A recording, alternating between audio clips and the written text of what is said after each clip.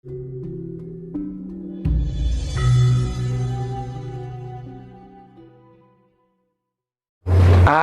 garis meskipun terbatas. Nah, jadi ini artinya seperti itu.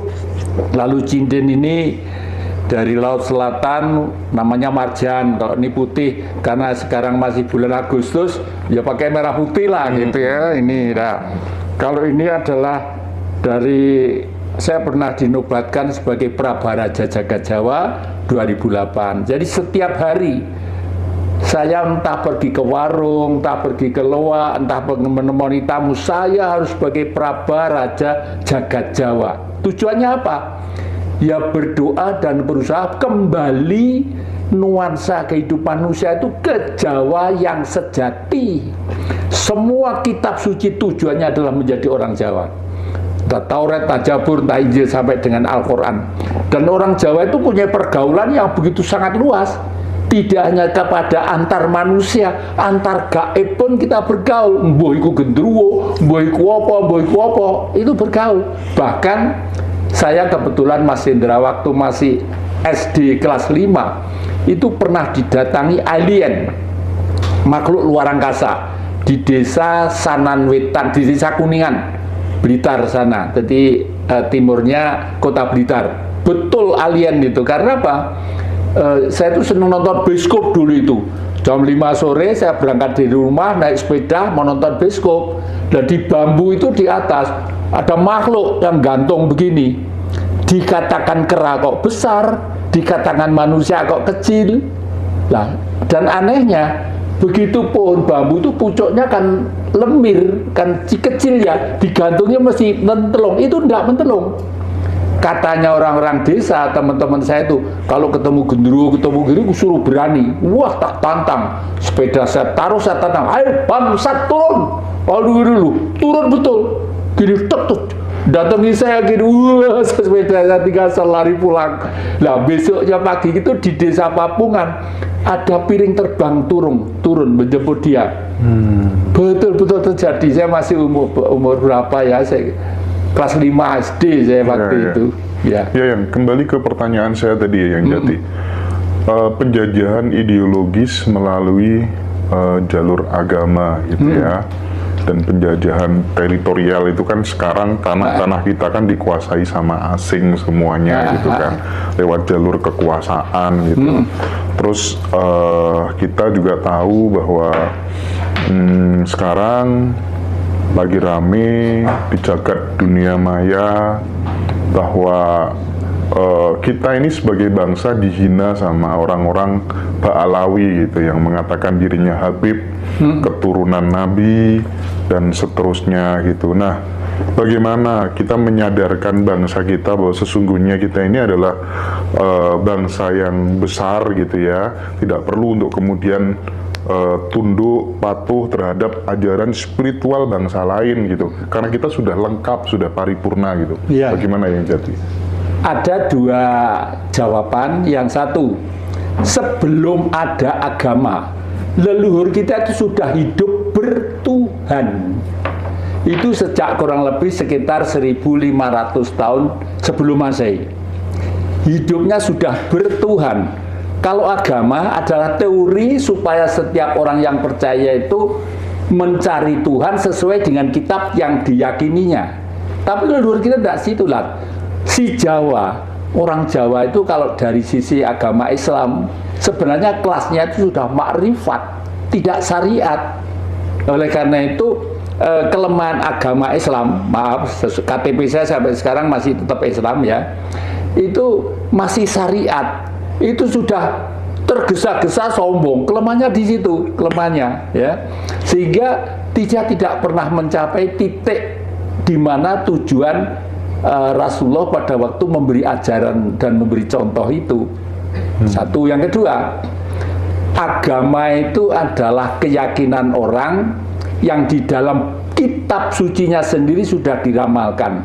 Misalnya di dalam Al-Quran, di dalam hadis dikatakan suatu saat akan lahir nabi-nabi baru Nabi itu apa? Nabi itu kalau menurut buku ensiklopedi artinya adalah pemimpin. Setiap kurun waktu ada pemimpin-pemimpin baru yang menyesuaikan diri dengan sikon.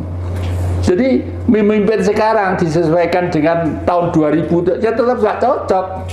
Oleh karena itu saya terakhir ini membuat buku ini Mas Indra, ini nanti saya sampaikan kepada Mas Indra, mudah-mudahan dibaca. Buku ini judulnya Manusia Pancasila.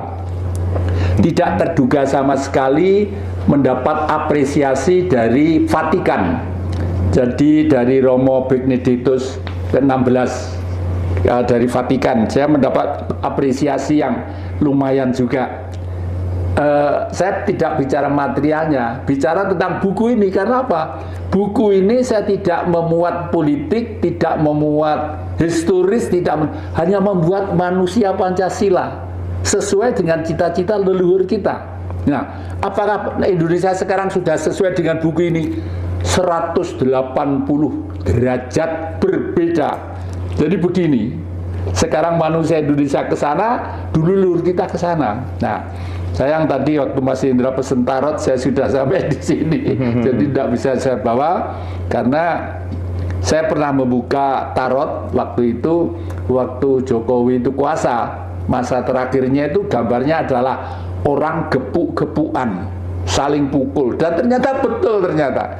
Sekarang ini orang, waduh berebut benar, berebut ini, semua malah siap-siap menjadi tokoh politik kelas nasional semua, meskipun tidak pernah mencoba sinau sejarah dan lain sebagainya. Ini monggo Mas Indra diterima. Terima kasih ya Jati. Saya terima. Yang kedua, leluhur kita itu ternyata juga mendapat perhatian dunia internasional. Saya mempunyai murid di Selandia Baru, namanya Duchan Graham. Ini darahnya Jerman. Suatu saat pergi ke Eyang di Malang sini, bukunya ini apa? Desaan supaya Majapahit baru terwujud. Loh, coba. Yang nulis orang kulit putih, darahnya darah Jerman, hidupnya di Selandia Baru. Dalam buku ini isinya adalah mendesak supaya bangsa Indonesia, khususnya orang Jawa, berjuang supaya Majapahit baru terwujud kembali. Jadi mungkin tidak harus seperti zaman Majapahit, tapi semangat ideologis, filosofis, baik pertanian, baik ini, seperti itu. Kelihatannya seperti ke sana, kelihatannya nggih. Nah, kalau sekarang kan para spiritualis Nusantara itu mulai berdialog, banyak kita temukan ya di YouTube itu banyak sekali ada yang mengatakan kejayaan Islam akan segera berakhir. Bahkan ada yang berani menyebut tahun 2030 itu nanti kejayaan Islam benar-benar akan berakhir mulai tahun itu gitu. Nah, kalau yang Jati melihat hal ini secara bijak bagaimana sih? Satu, saya sudah lama ya tentang Ka'bah itu ya. Kenapa tahun Islam atau tahun Hijriah? Jadi perpindahan dari Mekah ke Madinah. Karena Rasulullah sudah paham juga bahwa suatu saat kalau saya terus-menerus menggiring orang-orang yang percaya kepada sini, nanti jadi musyrik dan syirik. Dan itu dimuat di dalam kitab surat ke-8 ayat 35, namanya An-Anfal. Barang siapa pergi ke Baitullah dan berdoa-doa keliling, tak ubahnya orang bersiul dan bertepuk tangan. Mereka akan kufur dan rasakan asap dariu karena engkau ingkar. Itu Al-Quran. Tapi karena demi bisnis, blok barat dan timur tengah masih memviralkan seakan-akan di sana itu pintu surga. Padahal di surga itu dijelaskan dengan terang sekali. Di surga itu di bawahnya mengalir sungai yang bersih, jernih dan gemericik, dan di sana ada tanaman antara lain jahe dan merica. Loh, kenapa di surga kau mesti ada jahe dan merica? Apa nanti butuh rujak ulet, butuh rawon, butuh ini, butuh, tidak ada itu. Jadi surga neraka itu waktu kita hidup ini konsepsi orang Jawa. Makanya disebut Jawa itu artinya beneh. Kalau orang itu sudah beneh, ya sudah, hidupnya makrifat.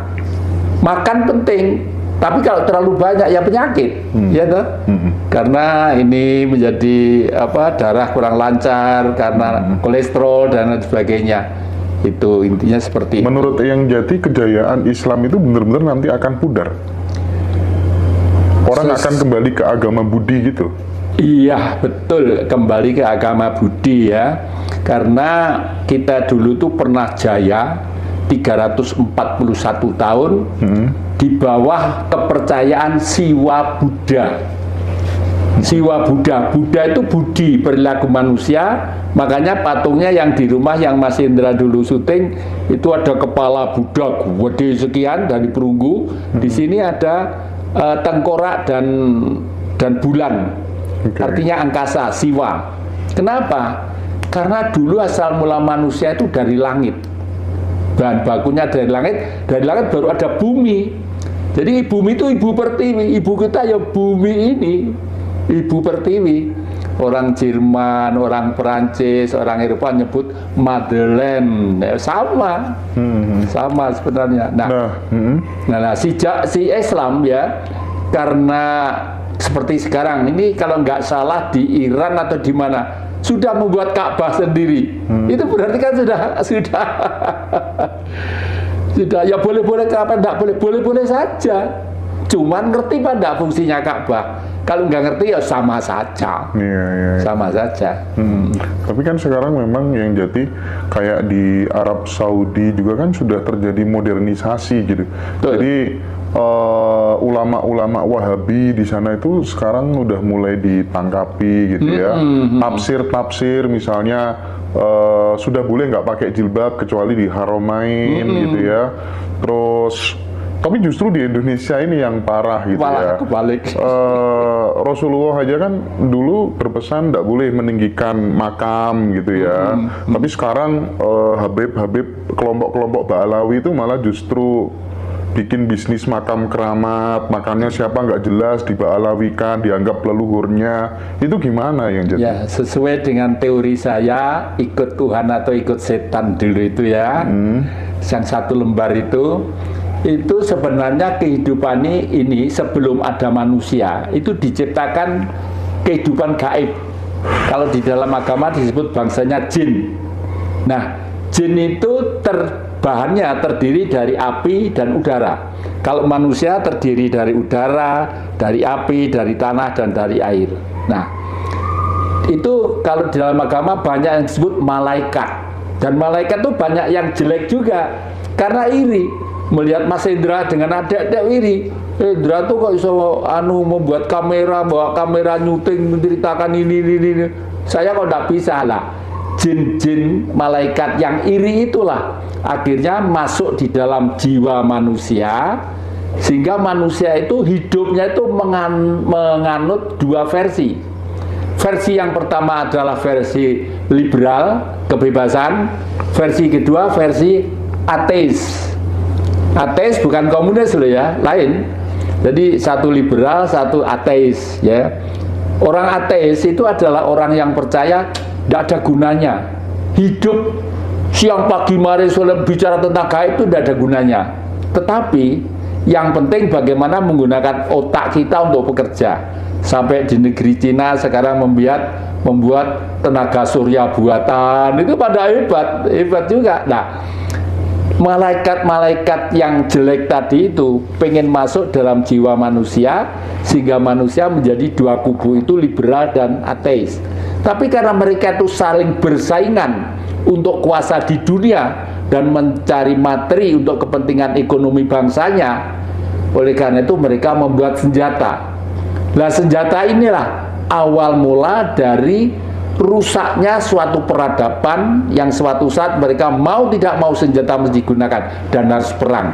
Oleh karena itu kalau sekarang di Ukraina seperti itu, dan sekarang Amerika mulai merapat ke pantai selatan Cina, nah ini memang siap-siap aja untuk tarung yang kesekian kalinya. Kok kebetulan di TV itu ceritanya Mahabharata. Waduh, asik sekali kalau lihat itu. Iya, terkait dengan makam keramat, bisnis makam keramat gitu ya, Habib Ba'alawi, kelompok Ba'alawi gitu.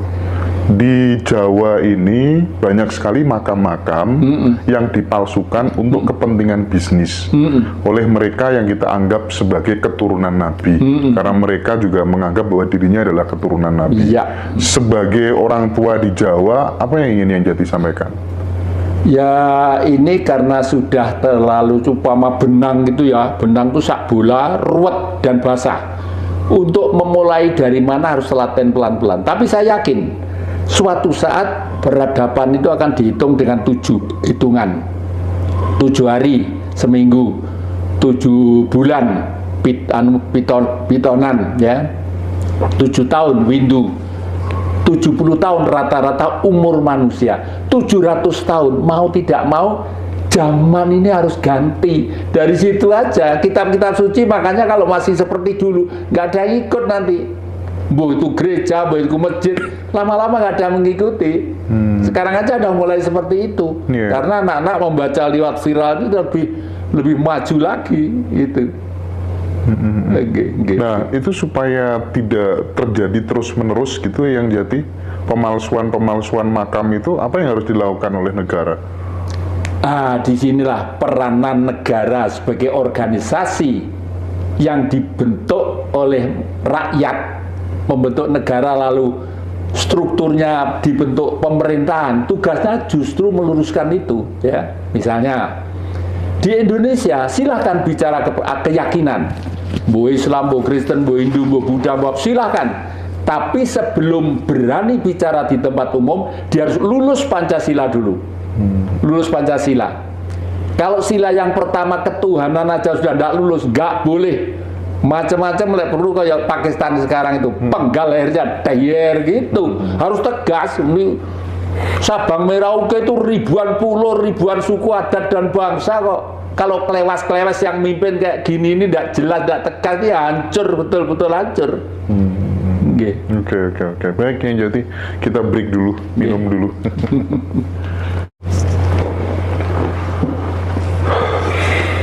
Baik, yang Jati Kusumo kita lanjutkan lagi obrolannya.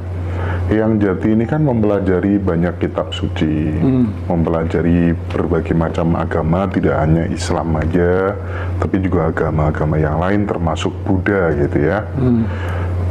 Bahkan termasuk mengidolakan sosok Siddhartha Gautama atau Buddha itu sendiri gitu. Saya ingin bertanya yang Jati, karena bangsa kita ini masih diiming-iming dengan surga dan ditakut-takuti dengan neraka, dan itu sangat efektif begitu ya. Apakah di dalam agama Buddha itu surganya juga banyak bidadari begitu kira-kira yang Jati? Kalau menurut pengamatan saya kok tidak ada ya. Tidak ada. Sang Buddha, Sang Siddhartha itu pada waktu beliau sebagai putranya orang yang kaya raya, sadar bahwa ternyata rakyat atau umat secara umum masih banyak yang hidup sengsara. Beliau mencoba pengen menyengsarakan diri dengan sengaja. Oleh karena itu pergilah ke dalam hutan.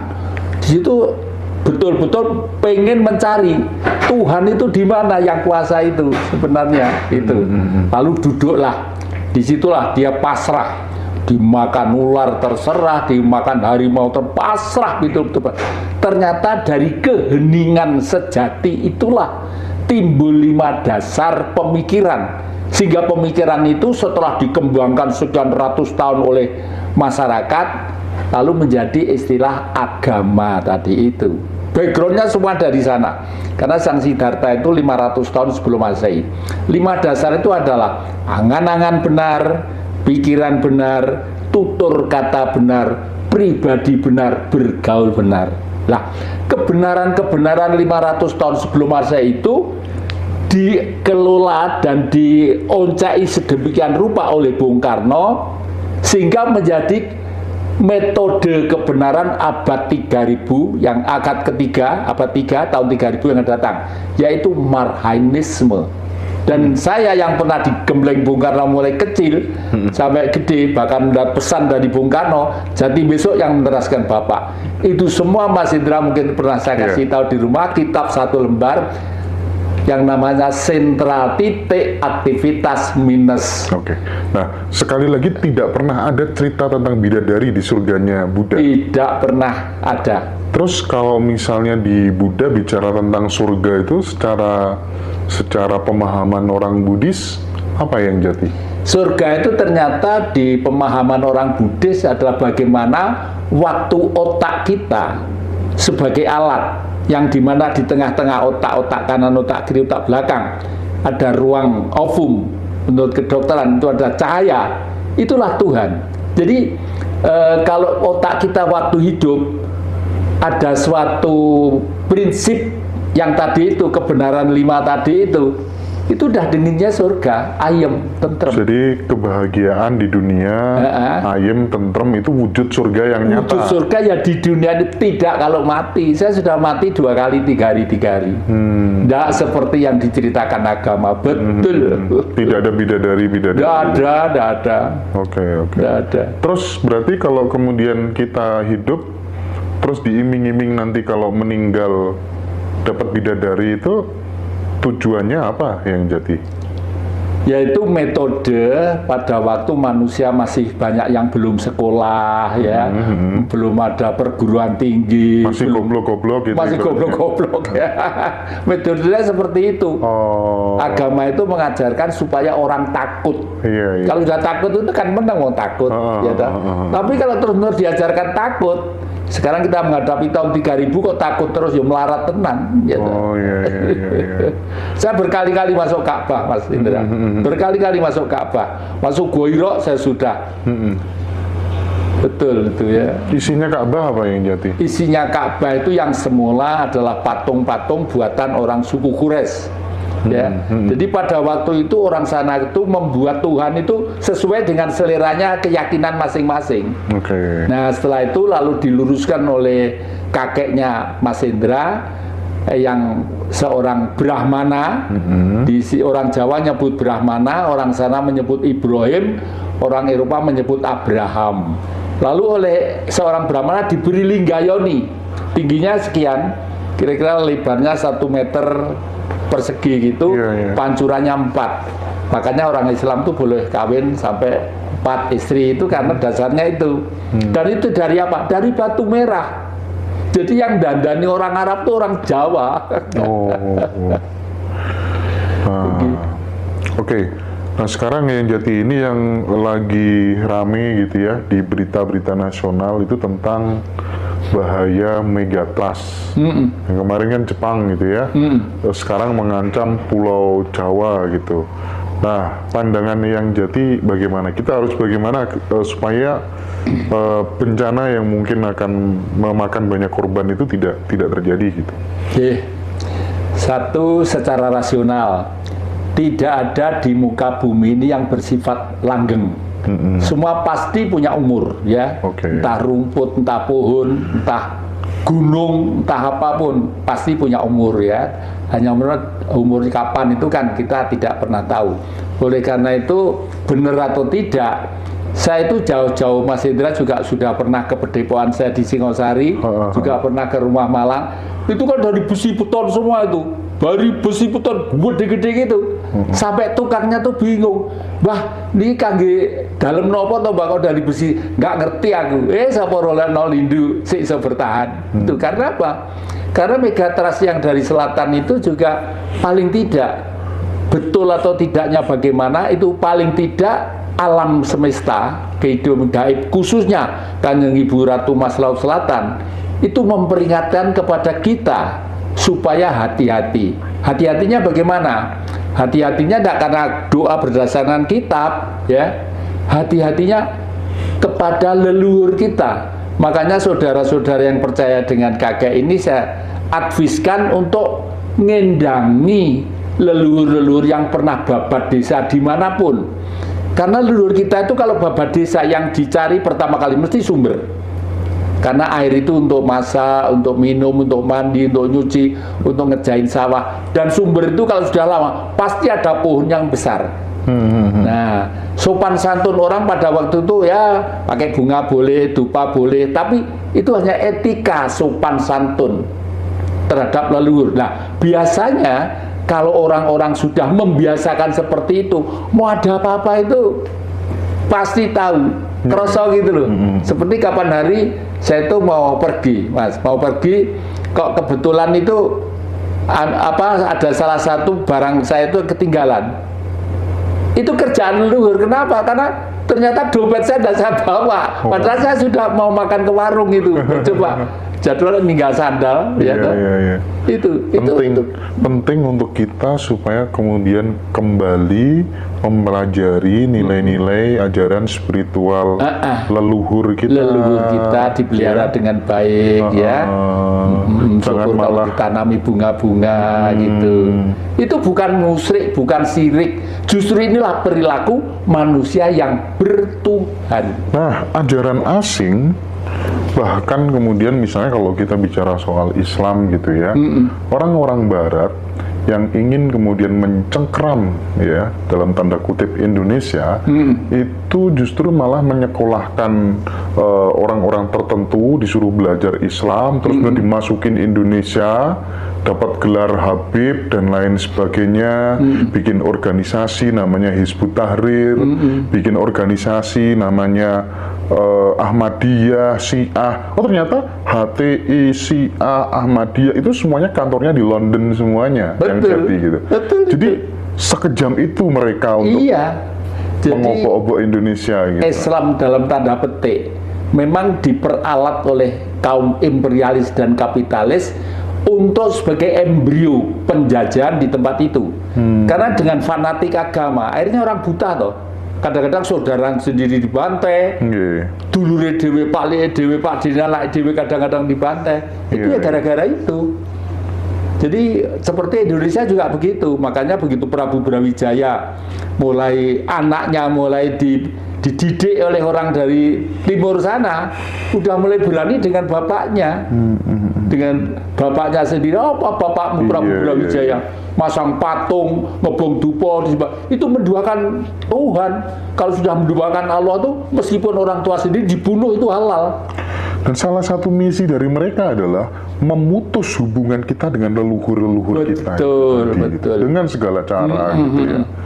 Oke. Padahal kalau kita coba lebih terbuka gitu yang Jati ya, Tajikistan aja sudah mulai menghidupkan tradisi dan adat leluhur gitu, supaya tidak musnah oleh ajaran-ajaran asing gitu ya. Arab Saudi sudah mulai modern, pengen seperti Indonesia di zaman dulu, orang Indonesia pengen seperti Arab Saudi zaman sekarang. Gimana itu salah kaprah itu yang Jati? Ya ini untuk meluruskan kembali bangsa kita memang harus pelan-pelan dan telaten. Oleh karena itu di viral-viral dulu ramai dikatakan akan datang Satrio Piningit, ribuan jumlahnya Satrio Piningit itu, ya. Karena orang yang tak hatinya sebagai seorang nasionalis, semua merasa bisa memimpin Indonesia. Tapi dari Piningit itu hanya satu nanti yang mungkin mendapat tongkat estafet adalah yang pinilih. Kalau yang dimilih itu urusannya dengan wahyu. Kalau wahyu itu wala wisawab, sudah urusan Sang Maha, dibeli tidak bisa. Lah kekuasaan sekarang UUD 45 semakin rusak, kepribadian semakin rusak, ekonomi politik budaya semakin kacau karena pergi berkuasa dengan fulus. Jadi ya tidak bisa, kejujuran nggak ada. Oke. Dan sekali lagi masyarakat kita sekarang mulai melek. Oh ternyata yang dinilai Tuhan itu bukan jilbabnya gitu. Bahkan Arab Saudi sekarang udah terbuka gitu ya, boleh nggak pakai jilbab kecuali di Haramain itu gitu kan ya. Dan ternyata cowok cantik cewek. Gitu ya yang jadi ya. Ulama-ulama Wahabi dipenjarakan di sana sekarang. Itu kan yang pertama ngajari kan Syekh Abdul Wahab itu kan. Semua adalah settingan Amerika ternyata kan jadi ya. Iya betul. Tapi nggak kualat-kualat di Amerika atau belum kira-kira? Sudah. Oh sudah. Siapa bilang belum? Oh sudah ya. Di Amerika itu di Hollywood itu tempatnya bintang film. Mobilnya buangsanya yang mewah-mewah. Sekarang banyak orang makan itu makan ini gentenan ning gene karo itu loh Mas, buangan-buangan itu loh. Karena sudah kritis yang diberitakan itu yang mungkin yang belum anu aja. Banyak orang tidur di trotoar juga banyak. Karena apa? Karena dua faktor. Satu faktor karma ya. Kedua kali kebiasaan sana yaitu minum minuman keras. Nah, kebiasaan minum minuman keras itulah yang mengakibatkan secara fisiologis urat saraf itu menjadi rusak kalau sudah keadaan ekonomi krisis. Itu di trotoar itu banyak orang tidur. Oke. Jadi sekali lagi bangsa kita ini sudah komplit, sudah lengkap, tidak perlu terbujuk rayu oleh ajaran-ajaran asing. Iya, betul. Betul. Karena kalau kita melihat fakta-fakta yang ada gitu ya, ternyata memang tokoh-tokoh yang selama ini kita anggap sebagai orang yang suci, jadi panutan banyak orang gitu ya. Oh, ternyata udah mulai terkuak semuanya. Iya. Mana yang asli, mana yang palsu. Bener. Gitu ya. Bener. Ini ada kaitannya nggak sih sama ungkapan di Jawa gitu ya? Sileme perahu gabus kumambangi watu item. Watu hitam. Gimana itu yang jadi? Iya betul. Watu hitam itu logikanya kan abot mesti di dasar anu ya. Kok kumambang? Artinya apa? Pelajaran-pelajaran ilmu pengetahuan ideologi yang betul-betul benar dan suci istilahnya pasti suatu saat kembali ke permukaan. Karena suci itu kan berpihak kepada Sang Maha. Masa berpihak Sang Maha kalah? Kalah sama keaktifan iblis-iblis itu tidak mungkin ya kan? Nah, makanya kalau Mas Indra ke rumah naik saya punya batu Nyai Rengganis itu bisa ditanya. Kemarin itu saya kehilangan kunci almari. Sudah 1 minggu, satu keluarga dikerahkan mencari itu nggak ketemu Mas. Terus saya tanya Nyai Rengganis, Nyai mohon maaf saya mau tanya ya, pamit. Saya itu kunci almari saya ketelisut. Coba tunjukkan kemana. Biasa dinaiki misalnya di utara ya mengarah ke utara. Tapi enggak kemarin itu utek aja di kiri kanan gitu, grek gitu. Artinya di sekitar situ. Tapi saya belum tahu itu di mana. Kebetulan ada tamu salah seorang kawan saya Mas Sarbini jalan-jalan lihat barang antik itu lalu, Mbah ini kunci apa? Lah ini saya tak goleki. Jadi jeketnya batu tadi itu. Coba. Nah, kenapa batu kok bisa dipertanyakan ya? Karena batu itu wujud rihil. Maaf, istilah saya agak ekstrim. Wujud rihil dari Tuhan itu sendiri. Termasuk air. Termasuk air. Ya. Air sebelum menjadi batu, air dulu. Air sudah mulai berbentuk molekul, ya. Setelah molekul berproses karena sinar matahari, karena hukum alam secara umum, lalu menjadi padat, disebut watu. W itu adalah V yang jumlahnya urip, V begini ya, V begini, karena buahnya tak terkira menjadi W, menjadi W, U itu urip. Jadi waktu itu bentuk dari Tuhan itu sendiri. Makanya leluhur kita membuat patung-patung itu dari batu. Bukan musyrik, bukan syirik, dan energinya tinggi juga itu. Patung-patung itu energinya tinggi. Iya, bahkan yang terbaru situs Gunung Padang itu kan sedang diteliti gitu ya. Tapi dipenggal di tengah jalan. Iya, yang kayak piramid itu ya. Supaya kalau kemudian itu nanti benar-benar terbuka, katanya orang-orang di barat, negara-negara maju bakal nyembah semua sama Indonesia. Gitu. Karena kita bangsa yang tertua di dunia ternyata. Itu yang jadi ya? Iya, benar. Oke. Pesan-pesan untuk anak cucu gitu, biar supaya nggak gampang dirayu sama orang-orang asing, ajaran-ajaran asing. Untuk gitu. adik-adik silahkan, sekarang eranya sudah era modern ya. Tiap hari pegang HP, tiap hari dulek ke Google, boleh ya. Memang itu sudah zamannya, sudah eranya. Tapi ingat, bagaimanapun sampai kapanpun manusia itu tetap manusia. Isinya jiwa, sukma, raga. Jiwa itu apa? Jiwa itu adalah karakter. Dan karakter itu tergantung dari ini. Tergantung dari bagaimana kita sejak awal itu menata karakter. Dan ingat, agama apapun selalu menjunjung tinggi ibu, entah Katolik, entah Islam. Makanya misalnya Katolik, kenapa ada Ibu Maria? Karena Ibu Maria itu dianggap satu wanita suci pertama yang melahirkan umat manusia. Indung telur di dalam wanita itulah yang disebut buah kuldi.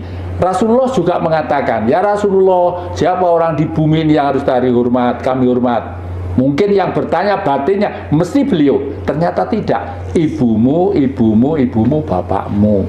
Jadi setiap hari-hari tertentu sujudlah terhadap ibu dan bapak, ya. Kalau mau tidur misalnya pasrah. Karena apa? Karena tidur itu orang mesti pulas, tidak tahu sesok seurep apa tidak tahu. Tapi alangkah baiknya kalau masih mau tidur itu katakanlah, ya kalau orang Islam, ya Allah, kalau orang Nasrani, ya Allah Bapa, hamba hari ini menyerahkan diri ke hadiratmu, dan hamba memohon semoga ibu dan bapak kami diampuni segala kekhilafan dan dosa-dosanya. Demikian juga hamba dan saudara-saudara kami. Sudah tidur les gitu. Itu kalau diucapkan terus-menerus. Jadi ibu bapak atau mbah buyut, mbah putri itu selalu mendampingi. Baik, yang Jatikusumo, terima kasih banyak. Nanti kita lanjutkan di sesi terakhir. Terima kasih. Terima kasih, Rayu.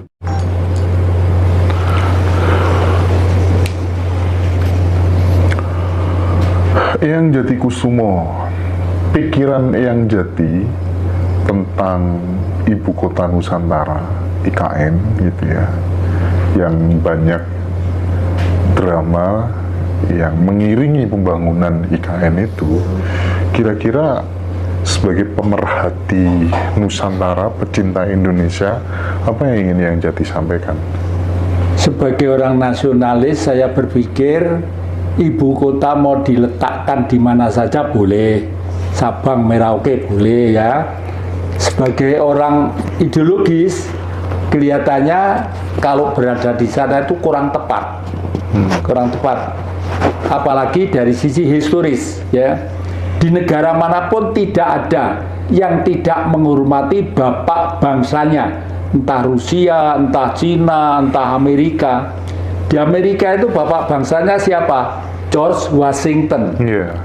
Tapi kegiatan ekonomi politik di New York ya, segala macam di New York. Tapi kenapa tidak berani meninggalkan si Washington? Karena menghormati, jangan sampai sejarah itu hapus. Nah, dipindahnya ibu kota namanya IKN itu adalah secara tidak langsung ada kesengajaan pelan-pelan untuk menghapus sejarah. Pelan-pelan untuk menghapus sejarah. Ya memang di Jakarta rumah Ikada itu dulu bangunan Belanda, nggak apa-apa. Memang kita ini tinggalan siapa? Kalau orang Jawa ya mungkin warung-warung pinggir jalan atau itu ya. Tapi negara ini memang dulu itu ratusan tahun dijajah, dikuasai VOC, dibangun oleh mereka itu jelas toh. Tapi nggak masalah karena sudah merebut merdeka dan kemerdekaan ada di sana. Ya itu kemarin kok kebetulan saya itu ngimpi jam 4 pagi itu memegang paku kecil-kecil, paku hidup tapi lebih kecil. Secara logika paku itu tidak bisa digunakan. Ya. Kok begitu bangun pagi saya lihat TV, ternyata di IKN itu desa yang digunakan namanya desa Sepaku. Sepaku. Mungkin itu gambaran kepada Jatikusumo oleh Sang Maha, iki lho bakale nanti itu negaramu iki gak ono artinya, tidak bisa digunakan. Itu. Yang kedua dari sisi historis ya. Pelan-pelan kelihatannya dengan sengaja mau menghapus historis yang ada kaitannya dengan Bung Karno ya.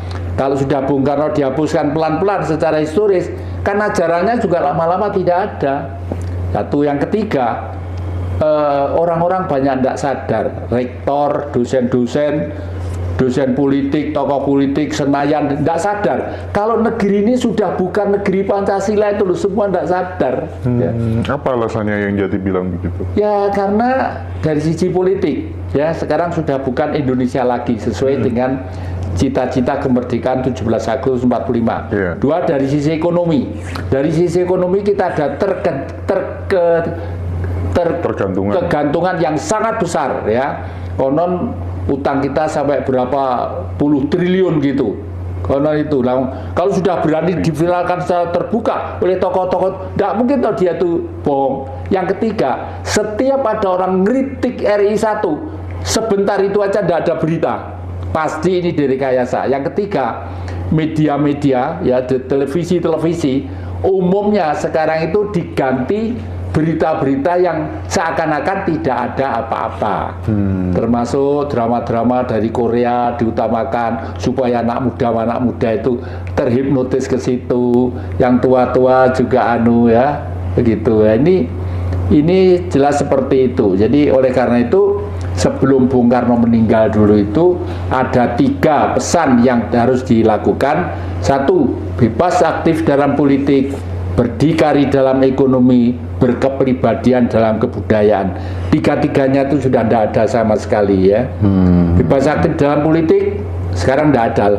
Kalau kita utang banyak keluar, ya bagaimanapun keluar nggak mungkin atau sekedar memberi utang itu nggak mungkin. Nggak mungkin. Contohnya nikel sekarang itu sudah dieksploitir oleh keluarga penguasa besar-besaran. Lalu ada lagi terakhir ini ada yang namanya Grup Medan. Grup Medan itu adalah koruptor kelas mega yang di dalamnya termasuk penguasa yang ada di sana. Jadi kan repot kalau sudah begini. Nah, kalau yang ketiga berkepribadian dalam kebudayaan, termasuk yang disampaikan Mas Indra dalam minggu yang lalu bahwa kita mulai akan digerus oleh agama tadi itu. Utang sekarang itu kalau nggak salah sekitar 8.000 triliun. Iya. Itu caranya kita melunasi nanti akan seperti apa? Atau jangan-jangan pemerintah yang berkuasa saat ini itu dia sudah tahu, oh tenang, nanti ada harta yang ditinggali oleh founding fathers kita, nanti bisa kita pakai itu atau gimana? Menurut Yang Jati seperti apa tuh? Saya itu sejak kecil itu di keluarga Bung Karno, dan Bung Karno sangat dekat dengan saya, itu sangat cinta. Satu kata Jati besok yang meneruskan Bapak. Meneruskan dalam arti itu menjaga kewibawaan Republik ini. Kalau harta, sepengetahuan saya, dompet aja tidak ada isinya kok Bung Karno itu. Ya, dompet nggak ada isinya.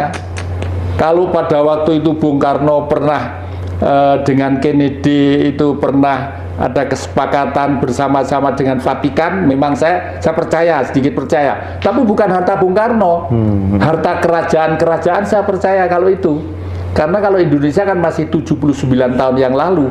Tapi kalau kerajaan-kerajaan itu ratusan tahun yang ada. Bahkan pada waktu Indonesia pertama merdeka, Bung Karno disuruh tinggal di Yogyakarta, di dalam Jogja. Dan dalam Jogja banyak meminjami kepada Bung Karno untuk memulai bernegara ini. Gitu. Terus kalau misalnya sudah terlanjur segitu banyak, sampai 8.000 triliun lebih. Nah terus apa yang akan terjadi dengan bangsa ini di masa yang akan datang? Kemarin di viral itu disebut berapa puluh triliun gitu ya. Terus saya hanya mengimbau begini, bagaimana penyelesaiannya? Siap-siaplah beli sabuk yang kenceng ya. Jadi kalau luwe sabui, dan siaplah mati pelan-pelan. Iya, ya karena orang politik sudah tidak berfungsi di sini tuh, tidak ada fungsinya. Senayan tidak ada fungsinya, ilmu-ilmu politik di sekolah-sekolah perguruan tinggi juga tidak ada fungsinya. Kalau dulu waktu menurunkan Bung Karno, jaket kuning itu bergerak ke lapangan menurunkan. Karena apa? Di belakangnya Amerika. Sekarang Amerika tidak mau ada mahasiswa bergerak. Karena sudah hancur kok, kita sudah hancur. Bergerak nggak mau mereka. Justru senang kalau nanti itu di sini amburadul tidak karu-karuan. Syukur kalau Gibran itu menjadi RI 1. Nah Mas Indra bisa bayangkan kalau bayi kemarin sore yang tidak berpengalaman politik menjadi RI 1, apa Indonesia itu tidak jadi tumpeng. Nah tumpeng ini siapa yang nanti akan rebutan makan? Kapitalis Barat dan kapitalis Timur.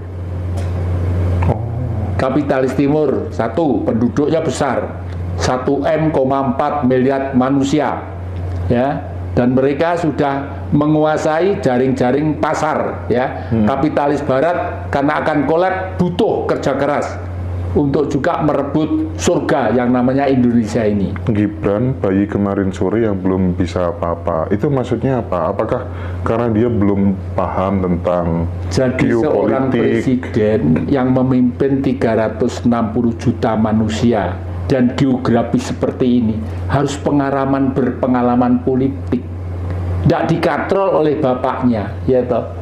Satu, yang kedua, bapaknya itu sudah membelokkan demokrasi menjadi demokrasi keluarga, dinasti keluarga. Itu repotnya di situ. Nah, ini kok ya Senayan diem saja, ini diem saja, TNI Polri yang masih diem saja, meskipun berani ya kasak kusuk sana kemari gitulah. Nah, ini kalau menurut saya kelihatannya memang harus seperti ini, karena ini nanti timbulnya suatu kebahagiaan buat bangsa yang tidak pernah salah dan tidak pernah keliru ini adalah harus lewat situasi sakit terhimpit sampai ke langit. Sakit terhimpit sampai ke langit, ya. Ya, jadi artinya yang Jati sangat pesimis ketika kemudian Gibran, misalnya sekarang kayak Ketum Golkar kan disuruh mundur, alasannya karena ada pihak istana katanya yang ada yang menduga seperti itu, ya kan, akan dikasuskan, dicarikan kasus hukum jika tidak mau mundur, gitu ya. Mungkin itu sedang menyiapkan panggung dan seterusnya, gitu ya. Nah, jadi yang Jati sangat pesimis gitu ya? Iya, memang pesimis. Ya seperti yang sudah jelas nyata aja ya. KPK direkayasa. Itu kan sudah dengan KPK direkayasa. Sebelumnya pada sidang KPK orang-orangnya diganti dulu, ini diganti dulu, ini difitnah gini dulu. Dan saya pernah mengalami itu, Mas. Pernah mengalami itu. Yang di belakangnya dia itu, yang di belakangnya penguasa adalah Taipan yang sejak dulu menggerogoti dan menghancurkan kekuasaan di Indonesia. Saya pernah, Mas, dipancing dengan cewek cantik, istrinya angkatan, betul ini, ya. Jadi waktu itu namanya Jati Kusumo itu kan menakutkan waktu itu, ya. Memimpin menghancurkan Orde Baru, gini. Saya dipancing dengan istrinya seorang angkatan. Nah, waktu itu di perdepoan saya, ya, saya ditelepon, Pak Jati, siapa ini? Oh, nama saya ini, Pak. Kenapa? Ada apa? Saya minta tolong, Pak. Hanya Pak Jati yang bisa nolong saya. Soal apa? Sudahlah, nanti ke sini. Kalau Pak Jati jam 9 malam tidak pulang ke perdepoan, saya kan gantung diri di sini. Loh, kalau di sana ada orang gantung diri, meskipun saya tidak salah kan jadi saksi sana kemari. Hidung saya itu saya taruh di mana, anak cucu saya bagaimana kecewanya, itu loh. Tapi Pak Jati jangan mengajak siapa-siapa, karena penting banget itu. Terus akhirnya saya dengan Dimas, adik saya sekarang di Jogja, Dek, kamu pulang ke rumah Citandui, saya mau ke Singosari. Loh, nanti bagaimana, Mas? Nggak apa-apa. Saya itu kalau bener nggak pernah takut. Udahlah, urusan saya bener. Di sana saya juga nggak berpikir, loh dia itu kok di tingkat 2, di teras tingkat 2 di atas itu, orang putri loh itu di tingkat 2 loh. Saya nggak berpikir loh munggah pun karo sopo gitu loh, ya. Akhirnya udah, Pak, duduk dulu, ini sudah saya buatkan teh, diminum dulu, Pak, gitu. Saya minum. Udah, saya nggak sadar sudah di kerangkeng saya di Polsek Panjen, di Polsek Panjen sana. Ruang satu gini itu kira-kira isinya maling 20. Tidur di situ di tembok, pagi saya ditarap sama balok 2, anaknya ganteng gitu. Namanya siapa? Saya Kus, Mas. Jangan panggil Mas, saya polisi, panggil Pak. Kus, Pak. Kus siapa? Kusumo. Saya tidak bilang Jati Kusumo, Kusumo, Pak. Kamu ngerti ditahan di sini? Nggak ngerti, Pak. Nggak mungkin, kurang masa ditahan di kantor polisi kalau kesalahan. Foto saya muda dengan wanita, muda delejit, Mas. Di situ tuh. Kamu apa ini nih? Nggak tahu kalau ini istrinya angkatan. Kurang ngajar ya kamu. Wah, udah, kalau sudah marah saya, ribuan orang tak izin, tak jojok menconi. Bangsat, gitu. Ayo, maju semua. keluarkan senjatamu, musuh haram, raimu durung lahir saya sudah perang dengan Belanda waktu itu. Ayo silahkan. Betul itu. Terus komandannya datang, ada apa lu? Ini kan Romo Jati, ada apa Romo? Ya apa mas anak buah sawan bajingan kabeh ini? Apa dadi ini republik ini? Saya ngerti kok kalau negeri ini dikuasai mafia itu, saya tahu kok. Itu betul itu terjadi, itu enggak tahu tahun berapa itu. Mbak Astrid belum ada waktu itu. Belum jaga sana. Ya. Baik. Jadi seharusnya apa sih yang dilakukan Pak Jokowi di akhir periode jabatannya ini gitu, karena memang ya banyak kritik yang ditujukan kepada beliau dengan membangun dinasti gitu ya, dinasti politik gitu, itu satu. Terus kemudian yang kedua, yang sesungguhnya berkuasa di Republik ini itu siapa gitu? Bukan Jokowi yang kuasa, adalah oligarki, ex-orba, kapitalis bermasalah, dan koruptor bermasalah. Dia tidur nyenyak karena di bawah kekuasaan dia. Itu sebenarnya yang ada di situ, dan tidak akan mungkin Jokowi minta maaf, tidak akan mungkin. Karena kita tahu karakternya memang seperti itu ya, tidak akan mungkin. Oleh karena itu, ini sekaligus kehendak alam dan kehendak leluhur supaya bangsa ini mengalami satu situasi yang sangat rumit. Istilah saya sakit terhimpit sampai ke langit. Barulah muncul suatu saat, kalau dulu zaman Singosari disebut hayam buruk, manusia yang berani berkokok secara nasional. Mengingat saat ini setelah kita merdeka sekian puluh tahun, negeri ini tidak ada hasilnya, justru malah semakin turun, semakin terpelosok. Oleh karena itu, atas nama rakyat Indonesia dengan ini, lembaga politik yang ada di Indonesia kami bubarkan. Gitu. Akan seperti itu nanti? Akan seperti itu bayangan saya, dan rakyat pasti mendukung. Oke. Karena rakyat sekarang udah lapar, Mas. Jadi parpol harus dibubarkan semua? Ya, bubarkan semua. Parpol itu sulit kalau diajak berubah. Gini sulit, karena mereka sudah enak. Ya. Satu hari mungkin, satu bulan mungkin mereka kalau 90-70 juta megang duit. Ya. Saya meskipun pernah duduk di DPR, kalau cari duit, ya turut-turumbengan, gosok tak gosok gitu. Tapi bahagia saya. Jadi parpol itu kan ibarat pohon, dia hanya buahnya aja yang jati. Ya, jadi akarnya kan demokrasi gitu. Parpol sekarang itu lain dengan parpol era 60-an ya. Parpol era sekarang ini, coba Mas Indra renungkan, berapa puluh kali kita coblosan. Hasilnya apa? Iya, betul. Politik rusak, ekonomi rusak, budaya rusak. Berarti kan tidak ada artinya itu. Oleh karena itu harus bersih dulu, baru mulai ke titik nol. Dan bayangan saya, seorang satria yang nanti itu akan tampil berani mati demi kepentingan rakyat tadi itu, ya, itu setelah membubarkan lembaga politik, legislatif, eksekutif, yudikatif dibubarkan ya, baru MPR itu diisi orang-orang yang jujur. Seperti dulu Pak Mukibat, tukang nandur pung, buta huruf loh Pak Mukibat itu orang Purwosari situ, diberi kursi satu. Ini Ruami yang jati. Teman-teman setuju nggak kalau parpol di Indonesia dibubarkan gitu? Ya. Jadi karena selama ini kan terbukti itu yang jadi tidak ngurus uang negara, ini malah menguras uang negara gitu. Bahkan kalau saya kan punya circle gitu ya, yang selalu berkutat di soal dana hibah gitu, dana hibah yang kemudian dipotong berapa persen segala macam itu kan, markup data dan seterusnya, itu sumbernya semuanya dari partai semua, rata-rata teman saya begitu kan ya, ada yang dapat 30 juta, 50 juta gitu. Jadi akarnya sebenarnya dari partai politik gitu. Makanya yang jadi punya pikiran, ayo diviralkan, bubarkan parpol gitu yang jadi ya. Solusinya apa setelah bubar nanti? Ya nanti mungkin kalau ento ada beberapa parpol untuk mengimbangi pola berpikir MPR nanti itu ya, karena bagaimanapun berpolitik bernegara itu harus punya kode yang artinya poli dan etika, pergaulan yang penuh dengan kesopanan dan kesantunan.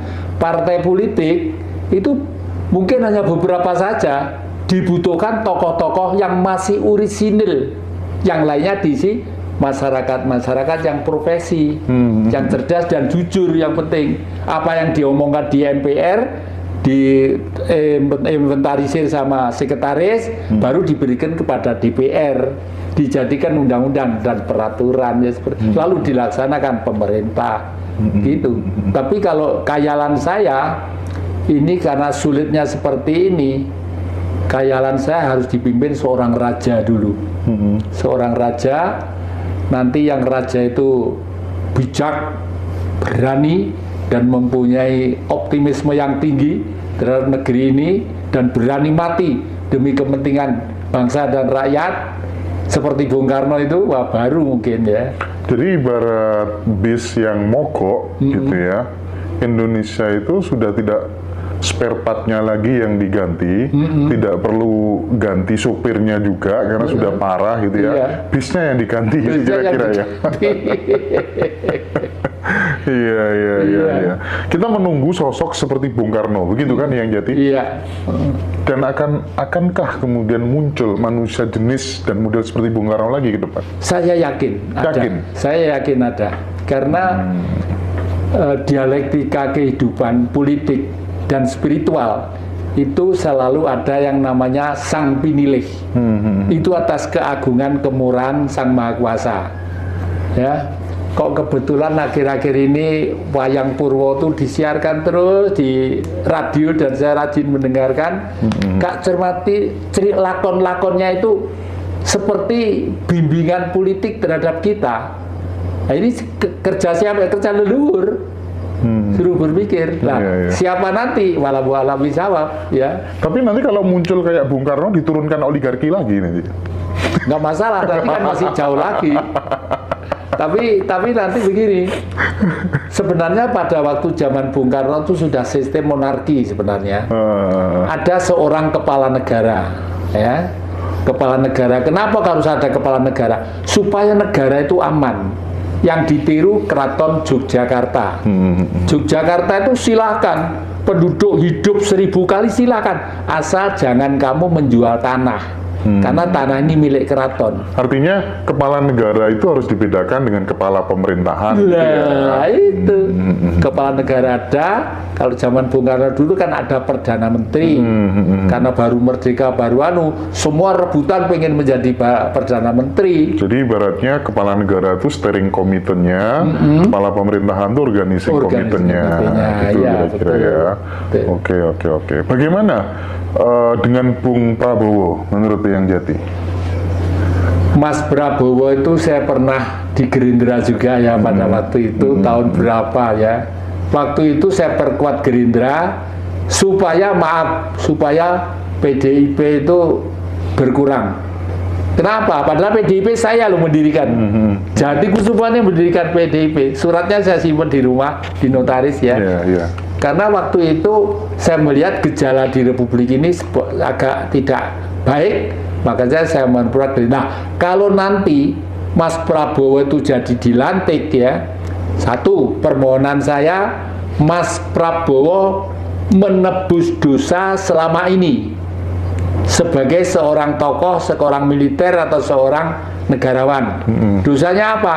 Mas Prabowo mesti tahu. Sekarang kelihatannya sudah semakin dewasa. Yang kedua, Mas Prabowo jangan sampai mau ditunggangi, maaf saya langsung aja, oleh Jokowi dinunuti Gibran, ya. Karena itu sudah justru akan membawa Mas Prabowo yang juga kolab juga nanti itu. Oke. Itu dua. Yang ketiga, Mas Prabowo itu sebenarnya orang kaya. Dan kekayaannya itu persembahkanlah untuk rakyat. Keren. Ya. Entah bentuknya apa gitu, Mas Prabowo juga mungkin tahu. 3 surat cinta untuk Pak Prabowo Subianto yang akan dilantik jadi presiden. Yang pertama menebus dosa, yang kedua jangan mau ditunggangi oleh kepentingan Pak Jokowi. Yang ketiga adalah apa tadi? Yang terakhir harta kekayaannya Pak Prabowo untuk membangkitkan kegiatan-kegiatan sosial untuk rakyat gitu kira-kira ya, mengangkat harkat derajat rakyat Indonesia gitu ya. Mudah-mudahan didengar sama Pak Prabowo gitu ya. Tapi kayaknya circle-nya Pak Prabowo juga nonton nih yang Jati. Gitu ya. Iya, karena kemarin ada orang kepercayaan beliau juga yang WA ke admin gitu ya. Iya.